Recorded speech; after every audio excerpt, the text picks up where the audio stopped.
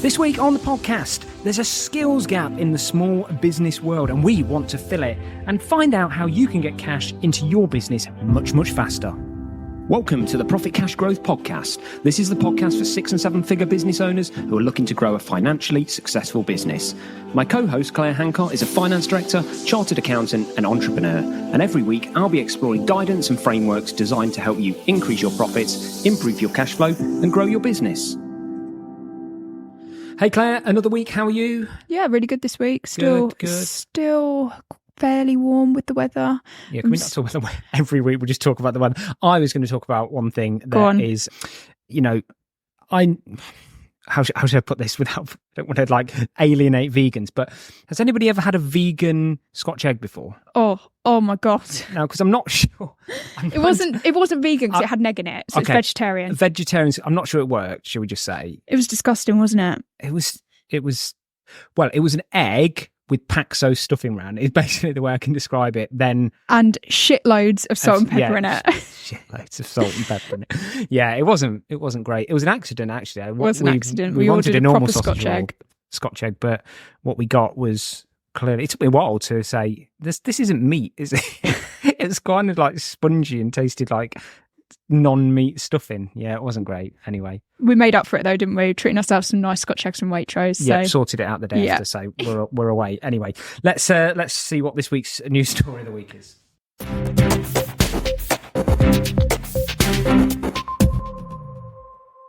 So this week, Claire, there's an article that I read that small businesses lack the skills to face business challenges. And this is from the Times that reported that UK small businesses have a quite large skills gap across 3 main areas, really: digital marketing, financial management, which we're here to plug, and strategic planning. Thoughts, Claire?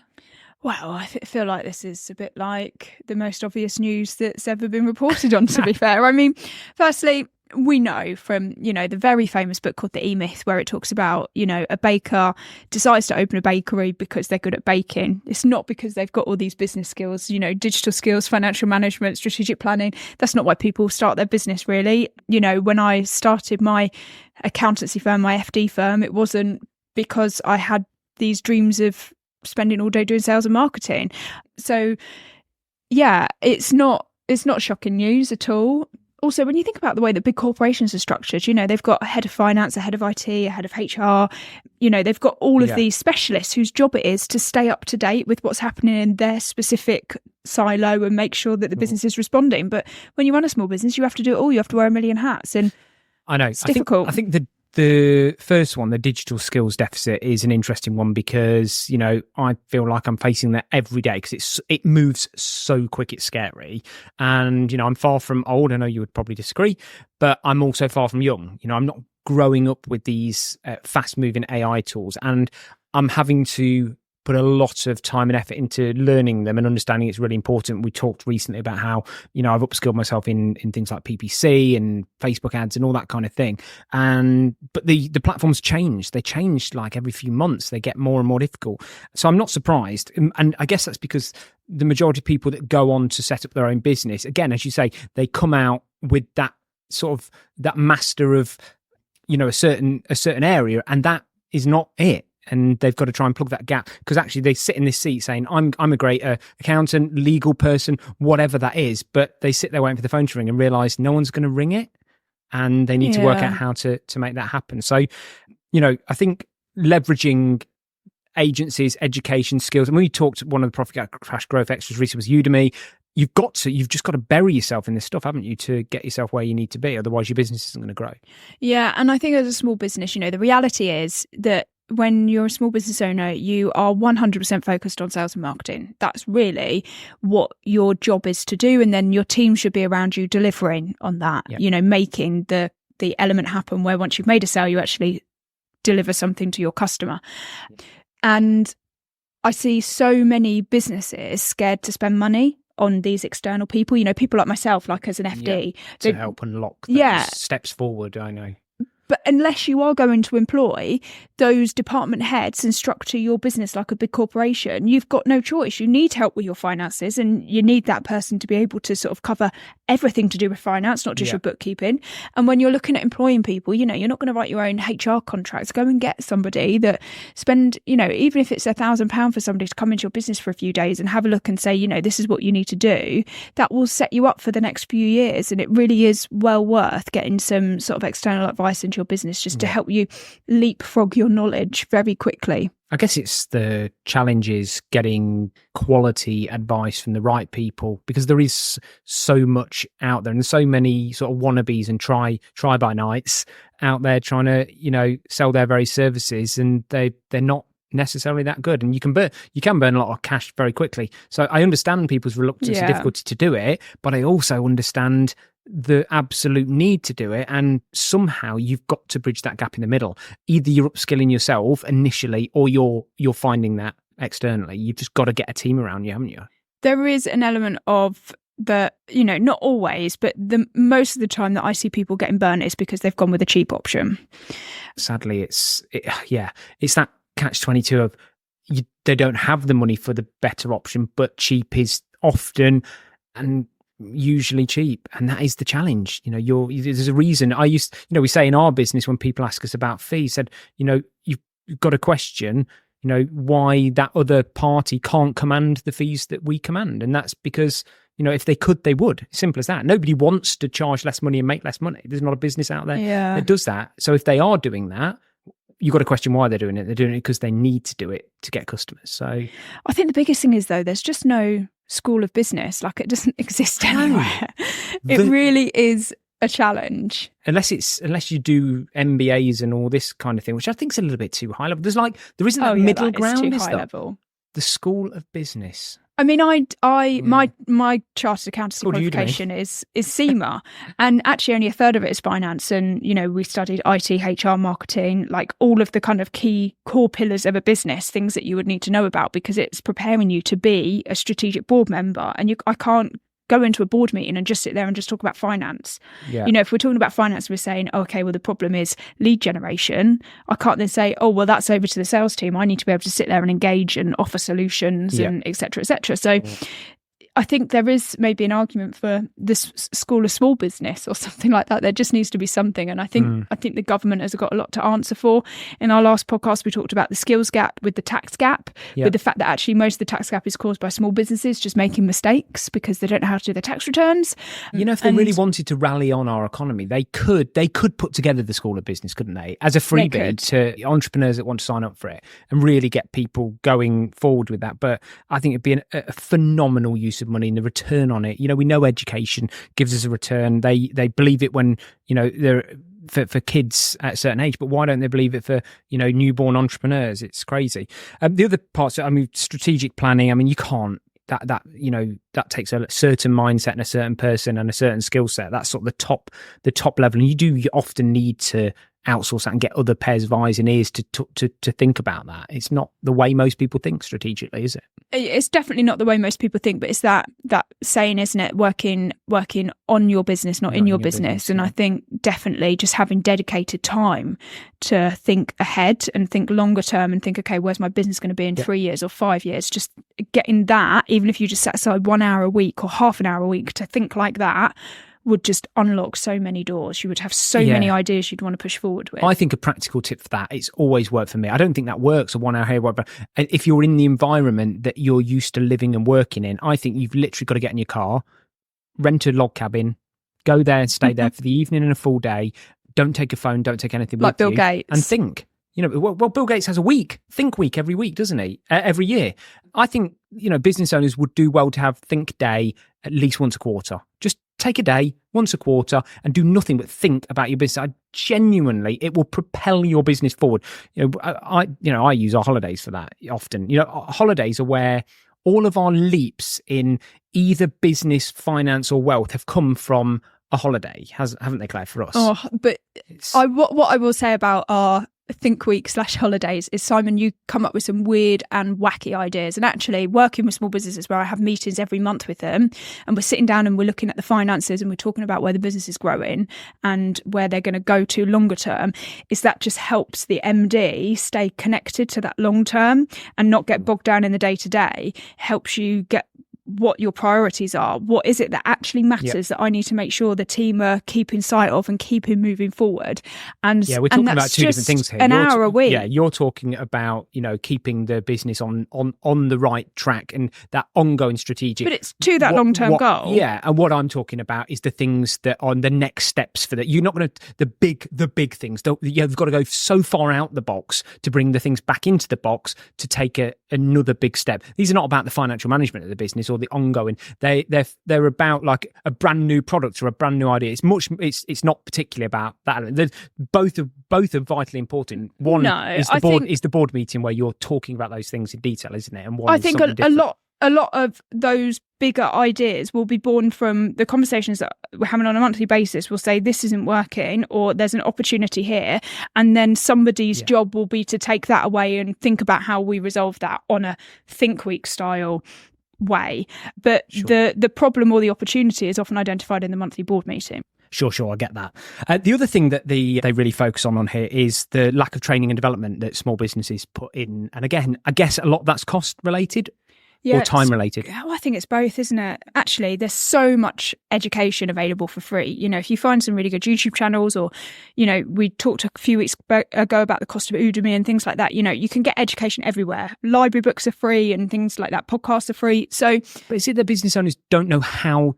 They've never been given those skills to train other individuals. In a lot of cases, maybe they've not been managers. Maybe even in the biggest of organisations, actually managers aren't trained to be managers, are they? So is it that lack of confidence in how to train their employees? I mean, when you look at it from like a corporate perspective, often people have like what they call learning and development plans, and there's formal training and people go on courses and things like that. But when you look at how people learn the best way through informal learning. That's by doing, that's through being exposed to things. It's from being invited to a meeting, things like that. So learning and development, I think, is often overlooked by small businesses as something that only the corporates do, because it's all about sending people on training courses, and it's not that. It's about, if you've got somebody in your business that's expressed an interest in maybe stepping up to do something, take them out on the road with you for the day, have a chat with them, take them to customer meetings, expose them to different things of the business that just broadens their horizons. And learning and development, not only does it help in your business because people have more skills, but also it helps retain staff as well, which is so, won't get me started on recruitment and retaining staff in this day and age, but it really helps to retain and engage employees as well. So it's incredibly powerful, not just for you, but for your employees, because as a business owner, you can't be expected to know everything about everything. You've got to utilise the skills of your employees. Yeah. I mean, the story sort of summarises with the call for government and institutional support, which you've already talked about, which is greater support from the government and education institutions to help small businesses to sort of bridge this gap. But I think we've probably done a bit of that already, if anyone's listening to this podcast. So we're fighting the good fight to help plug that gap. And certainly if you want to plug the financial management and strategic planning gap, that's definitely one for you, isn't it, Claire? So, yeah. Right, let's find out how we can get cash into our business a little bit faster with this week's deep dive. So, Claire, this week we're talking credit control processes and how we can flip this into a sales tool for your business. Talk to me. Yeah, so I'm a bit weird. I quite like credit control. As a finance director, I think this is probably one of my favourite. What is credit control, first of all? Credit control, accounts receivable, lots of people call it lots of different things, cash collection. But it's basically the team that is responsible for making sure that your customers pay you. It's as simple as that, really. So when I was a finance director, I mean, when I left the last business that I worked for, it was a massive organisation. We were collecting, 20, 25, 30 million pounds a month. So really huge, significant numbers. This was a big part of my job to make sure that this ran smoothly. So getting customers to pay us as quickly as possible, but still making sure that the number one element remains, and that is that everybody knows that the reason that we offer credit to our customers is the same reason that we do next day delivery, or that we would do, free delivery, free returns, anything like that. It's a sales tool. We're offering it to attract customers to buy from us over our competitors. Okay, yeah, I didn't get that. When you said credit control is a sales tool, I wondered where you were going to go with that. So you see this as, well, let's just talk first about like payment terms. So should you have just standard blanket payment terms in your business? Oh, that really does depend. Firstly, the assumption here is that most businesses that are offering payment terms are B2B, so selling to other businesses. And it is kind of expected that when you're selling B2B, most people offer 30 days end of month payment terms. So I think expecting it to be anything different, you might find that your competitors are all doing that. And if you're going to do something against your competitors, you might struggle to win business because of that. However, nobody has to offer credit terms. If you've got some sort of monopoly, or you've got a product, or there's something unique about your business that means people can only buy it from you, well, don't offer credit terms, because that damages your cash flow. Sure. At the end of the day, when you give credit to a customer, you're giving them a free loan. Yeah. And you've got to look at it like that. Yeah. So there's got to be a really strong reason for you to give credit to that customer. Yeah. And in my experience, companies do all sorts, from 7 days to 14 days to 30 days to 60 days to 90 days. And, if you go the real corporate ladder, it does form quite a large part of major contract negotiations for big companies, doesn't it? Yeah. When can make the got difference. Big projects in particular. So not even when you're dealing with big organizations or when you're in a big business, just for small businesses, if you've got, a project that's got, tens of thousands or even hundreds of thousands, then stage payments and payment terms can really make the difference for a small business as to whether they can afford to do it or not from a cash flow perspective. Nice. So you talk about two risks, no payment versus late payment. What does that mean? Yeah, this is really crucial. So these were two things that, obviously when I came from a big business, we have lots of data, lots of people to crunch the numbers. So it's much different to what small businesses are looking at. But if you just sort of get this concept into your mind that when we're talking about payments from customers, we need to assess two risks. It's firstly, do we think the customer has the ability to pay us? Are they a financially sound business? That means we will get our money from them eventually.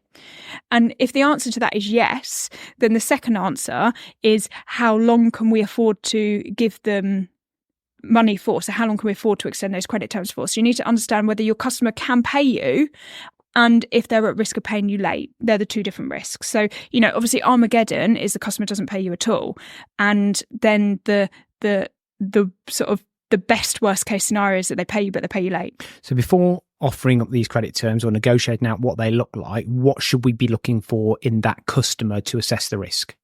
So I would really recommend using the credit agencies for this. I use one called Indole, which I think is about 40 quid a month. And you can just Indole, I-N? E-N-D-O-L-E. And you can put any business's information in there. You can see, are they part of a much bigger organisation? Have they got other limited companies as part of their structures? They've got a group structure. Who are the owners? And you can see financial information. You can often see the turnover, the amount of employees they've got, information like that. So you can paint this picture as to what's happening with this business. But often if I am not comfortable with the amount of information that I'm seeing now, I just speak to the business, often actually visiting the business if they're local to you or you can afford to, spend a bit of time going and seeing, particularly if it's a big project. I think you can tell a lot by walking around a business and seeing how well it's run. That gives you an indication whether you're likely to get your money or not. So do a site visit and get a feel for the company as well as just assessing them behind the data. Yeah. When you're on a call with a business owner or whoever it is you're dealing with in the business, do they have their shit together? Do they turn up to the meeting on time? Do they know what's going on? Because if they're not turning up to a meeting on time and they seem to be all over the place, chances are they're going to be paying your invoice late as well. This is really similar to like the world I live in around property and lettings, because this is exactly what we talk about with, when we're taking on tenants, the credit check, the referencing, then we do the home visit of their current home and look at how they're currently living in their current home. It tells a lot about it. And this is following a similar process to how you're describing, taking on a supplier, so to speak. Yeah. Interesting. Good. And then T's and C's, talked about terms and conditions and why they're important. Yeah, so many small businesses don't have any terms and conditions in place, and when they do, they're quite basic and they focus on sort of the legal aspects. And there are three quite critical things that I think should be in all your terms and conditions that protect you from a financial perspective in terms of late payment or no payment. So the first one would be transfer of ownership. And normally what happens is that the goods belong to your customer once they've been delivered. But what you want to say is that those goods, even if they're delivered, transfer of ownership only happens once the customer's paid you in full. So what that means is that if the customer doesn't pay you, you've got a right to go and retrieve your goods. That's simply what that means. Okay. So whilst it's not always practical, if you're selling to somebody that's then sold those goods on to somebody else, you're never going to get them back. But I have been involved in cases where customers have owed us hundreds of thousands and we've been able to go and retrieve goods and recover a fair amount of our losses. Okay. And that can be pursued through the courts then as well? Yeah. So transfer of ownership is really important. It also, it's not just no payment or late payment. It's if the company goes into liquidation, then those clauses all are taken into consideration as well. Fine. The other one is around interest. Make sure that you write into your contract that you've got a right to charge interest on any late payment. Do businesses do this though? I mean, this is No. in lots and lots of contracts, but I can't say I've ever been, charged it. Yeah. I think it is more of a deterrent. It's like a warning. Yeah. Some of the bigger companies will put it on the bottom of their invoice. And I know from an AP department, we never wanted to risk it. Some of the bigger freight providers will put it on the bottom of their invoice and say, if you don't pay us on time, we're going to charge you interest. Yeah. But no, normally it's not enacted. It's more of a deterrent. But where it does come in handy is if things have gone sour with a customer and you're now chasing a final debt and they're never coming back to you again, I would then just send them an invoice for this interest because... add it to the balance anyway. Yeah, you don't have a long-term relationship with this customer. They're not going to buy from you again, so you might as well just get as much money out of them as possible. And or in a legal case, if you ever have to take somebody to court because they haven't paid you, then obviously your right to charge interest is written into your T's and C's and it can't be argued at all. Great. And then you've got right to stop work as well, which is suspending the account, I guess, is in the way they describe it, isn't it? Yeah. So if you're doing sort of transactional stuff where a customer places an order and you deliver it and then they do another order and you deliver it, fine.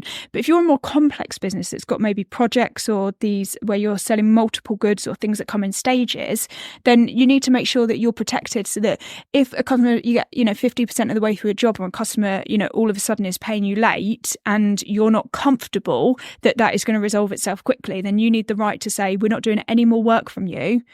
Sorry, we're not doing any more work for you until you pay us on time, and that there's no liability on you, that the customer can't turn around and say, oh, well, you've now missed your delivery dates and now we're going to sue you because you're in breach of contract. So you need to make sure that you've got the right to withhold any work or any more goods for any late payment. Great. Brilliant. And then obviously, like everything in business, proactivity is key here. So give us some juicy nuggets that people can take away that are key things they can be doing with credit control that actually move the dial for them.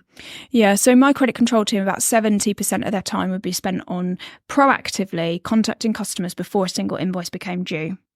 And if you can contact the customer before the invoice becomes due, then it gives you maximum amount of time to be able to resolve the query so that the customer's got no reason to pay your invoice late. Of which the number one reason is they never received the invoice in the first place. So really simply, raise your invoices as early as possible. It's so tempting. I see this time and time again where businesses will raise invoices, once a week or once a month, and then they'll backdate them. So, sometimes I won't get an invoice for, what month we're in now, we're in June. So sometimes I'll get an invoice dated the 10th of June. Sorry, an invoice on the 10th of June dated the 31st of May, and it will be due in 30 days. Well, if it's due in 30 days, you've wasted 10 of those days because you didn't raise the invoice. So now I've only got 20 days to process that invoice in my business and resolve any queries I've got with you. So you just need to get your invoices raised as early as possible to give your customer maximum time to raise a query with you. Utilise things in your bookkeeping system like statements. Every bookkeeping system sends statements automatically. There's no reason to not send statements to your customers. Is there automation now in these systems around these kind of, pre-chaser reminders and things like that can just be systemized? Yeah, 100%. 100%. Systems, yeah. Most of the systems will send them automatically. And for the ones that don't send them automatically, you can often get apps that just integrate that, they come at an extra charge, but they'll integrate with your bookkeeping system and will send them for you. So there's absolutely no excuse to not send statements to your customers. Yeah. And it is a fundamental basic that really does make the difference, doesn't it? Because for getting cash in. Yeah. Because like you say, if the first time you chase is after the due date and the answer is, oh, we never had the invoice, then they get it, then they start to put it through their processing, which is a week or two later, you could have resolved that and had it paid on the due date and had the cash in the bank, couldn't you? Yeah. Yes. And then I would always, my team of credit controllers, their main job was to contact customers, make sure that they've got all of the invoices, there's no queries and anything, and to confirm what date they've been paid. Awesome. That was the job. And so it was just a courtesy call. It's more of a call to the customer to say, just making sure you've got everything. Have you got any queries? Do you need proof of delivery? Do you need copy invoices? Is everything okay? What can we do to help you? And doing that not only builds relationship with your customers because you're speaking to them, but it just also just makes you like a fantastic organisation that's there to help your customer at every step of the way. Yeah. So it just helped us nip any problems in the bud. So these, silly problems like missing invoices, missing proof of delivery, wrong values, all of that kind of stuff, we can clear all of that up so the invoice can be paid on time. Awesome. Well, I think there's been some fantastic nuggets of wisdom there, I think, from you, Claire. I particularly like using it as a sales tool because I'm a salesy guy. So anything I can do to leverage getting the business in the first place. But I think the proactivity, and I wonder how many people are doing that ahead of the due dates, I think is just a great one. So thanks for sharing. Let's see what's going on in this week's Profit Cash Growth Extra. So this week in Profit Cash Growth Extra, I'm bringing to you a podcast that I'm absolutely loving at the moment. And it's weirdly by the BBC, and I'm not a massive BBC listener of podcasts and various other things, but it's called Good Bad Billionaire. And it's a number of usually no more than an hour-long podcasts that effectively biographies of billionaires, past and present. And it's been going for a number of seasons now. But it really, if you don't want to sit and read hours and hours of a biography from some of the biggest billionaires out there, and you just want it summarized into a 1 hour, how they started, what their life looked like, and where they are now. This is really interesting. There's two people on there that sort of talk it out and talk through that. I've listened to sort of 4 or 5 so far. Richard Branson, Mark Zuckerberg. Big names. Yeah, big names. Philip Green of Arcadia. And then right at the end, they rate them out of sort of 6 different traits of a billionaire, which ultimately lead them to the question of whether they were a good billionaire or a bad billionaire. So it's really fascinating. So that's interesting because we listened to a podcast and he has just started 8 Traits of the Great, hasn't he? And he mentioned this podcast as well. He did, yeah. I reckon he stole this straight from him. His 8 Traits of the Greats must have come possibly from this BBC podcast. Well, they say all the best things come from emulation, don't they? Oh yeah, nothing's new these days. But yeah, check it out. Good Bad Billionaire podcast. Absolutely fantastic. Definitely well worth a listen. So thanks for joining us for this week's podcast. As always, we'll be back again next week to give you more fantastic business tidbits. And as always, if you're looking for fractional FD, CFO services, or just your management accounts done in a great monthly board meeting, you can get in touch with Claire and the team at Profit Cash Growth. Go to the website, profitcashgrowth.com, go to the YouTube channel for more free learning, and just continue to listen to this podcast. And did you know, Claire, 50% of people are still not following this podcast that listen to it every week. And even though we tell people, hit the follow button, make sure it drops in your feed every week, that number is just not moving. So we're going to continue to bang the drum. And please, if you do like this podcast, leave us a review, give us some feedback on what you don't like, or what you'd like to hear more of. Ask us a question there you'd like us to answer, and we'll answer it live on the podcast as well for you. And yeah, you can drop us an email at marketing@profitcashgrowth.com, and that will go through to Simon. And if you've got any questions, or just pop it in the review page and leave a 5-star review. Yeah. Because we charted, didn't we? I actually can't believe that we're not really talking about this too much in the podcast, but we charted at number 19 in the blooming podcast charts. Yeah, in Apple, we were sandwiched in between Alex Hormozy and Dan Kennedy. Dan Kennedy and Alex Hormozy. Dodgewood all above us. Yes, all these names. It's great. So, I mean, a fleeting 24 hours, but we were there. We can only do that because of our amazing listeners who are supporting us. Yeah, but so it's from receiving, charting and receiving feedback like that means that we are onto something, and we are talking about the topics that business owners really need to hear about. So please share our links on LinkedIn, social media, wherever you are, and tell other business owners. Tell about other businesses. It's free. Great, and we'll see you again next week. Bye.